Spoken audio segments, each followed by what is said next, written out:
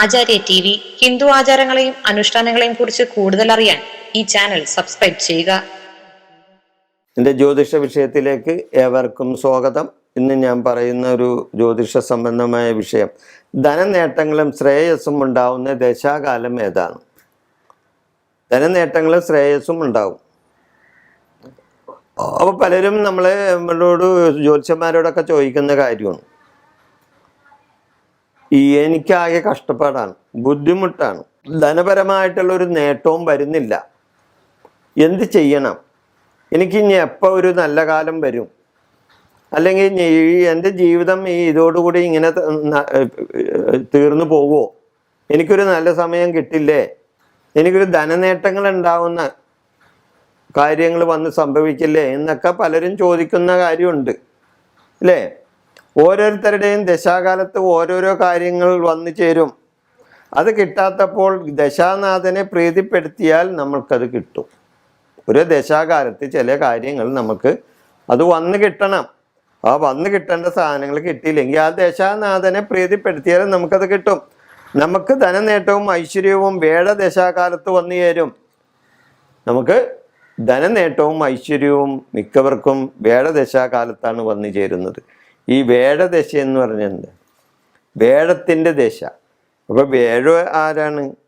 വേഴം എന്ന് പറഞ്ഞ ഗ്രഹം ധനകാരകൻ കൂടിയാണ്. വേഴം ധനകാരകനാണ്. അപ്പോൾ ധന സംബന്ധമായ കാര്യങ്ങൾ വേഴദശയിൽ കൂടുതൽ നമ്മൾക്ക് ഉണ്ടാവും. അപ്പോൾ വേഴത്തിൻ എന്ന ഗ്രഹത്തിൻ്റെ ദേവനാരാണ്? മഹാവിഷ്ണുവാണ്. വിഷ്ണു ഭഗവാനാണ് വേഴത്തിൻ്റെ അവതാര പുരുഷൻ. അപ്പോൾ വേഴം ധനകാരകനാണ്. അതുകൂടാതെ വേഴം സന്താനകാരകൻ കൂടിയാണ്, അല്ലേ?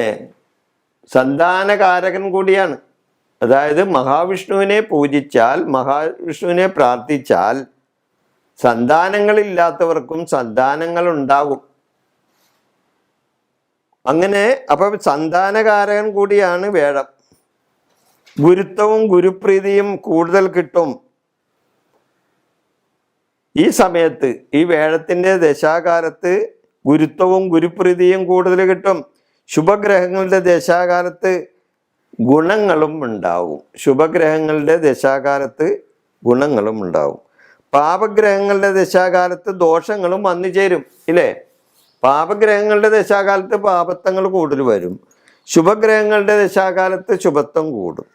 ഓരോ ഗ്രഹത്തിൻ്റെയും ദശാകാലത്ത് മറ്റ് ഗ്രഹങ്ങളുടെ അപകാരങ്ങളും വന്നു ചേരും. അപ്പോൾ ഓരോ ഗ്രഹത്തിൻ്റെയും ദശാകാലത്ത് മറ്റ് ഗ്രഹങ്ങളുടെ അപകാരങ്ങളും ഛിദ്രങ്ങളും വന്ന് സംഭവിക്കും നമ്മളിൽ. അപ്പോൾ അതനുസരിച്ചുള്ള മാറ്റങ്ങൾ ആ ദശാകാലത്ത് സംഭവിക്കും, ആ അപകാര സമയത്ത്.